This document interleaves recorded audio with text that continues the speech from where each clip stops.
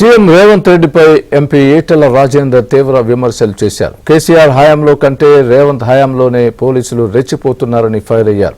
హైదరాబాద్లో బీజేవైఎం నిరుద్యోగ మహాధర్నాకు హాజరై వారికి మద్దతు తెలిపారు. పీసీసీ అధ్యక్షుడిగా రేవంత్ ఇచ్చిన హామీలని నిరుద్యోగులు అడుగుతున్నారని అన్నారు. అమలు చేసే దమ్ముంటేనే ఎన్నికల్లో హామీలు ఇవ్వాలని మండిపడ్డారు.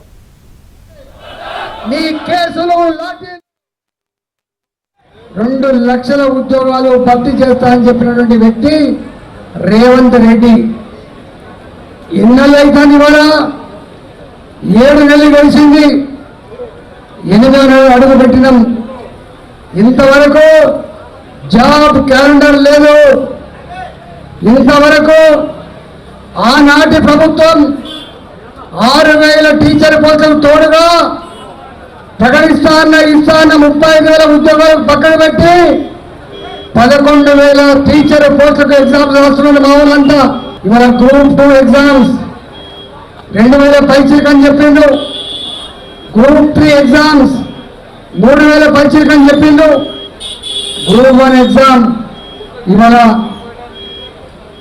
1:100 అని చెప్పి కానీ ఎవరు ఒడ్డెక్కదాకా ఒడ్డెక్కినాక బోడమల్లప్ప తప్ప బాధ్యత కలిగిన పార్టీల నాయకులు హామీలు ఇచ్చినప్పుడు సోరితో హామీలు ఇవ్వాలి. అమలు చేయగా దమ్ముంటే హామీలు ఇవ్వాలి తప్ప ఓట్ల కోసమో సీట్ల కోసమో అధికారం కోసమో హామీలు ఇస్తే భారతం పట్టుడు ఖాయమనే విషయం గుర్తెరగాలని చెప్పి ప్రభుత్వాన్ని తెలుసుకోవాలి.